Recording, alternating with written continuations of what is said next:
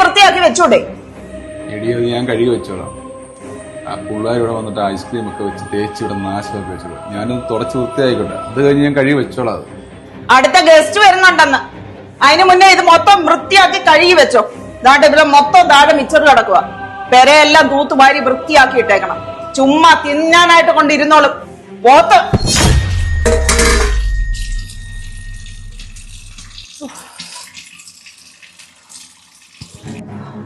എന്താടി നടു കഴിക്കുന്നോ? അവിടെ ഒരച്ച കഴിയടി, കുറച്ചു നാള് സൂചിച്ചല്ലയോ.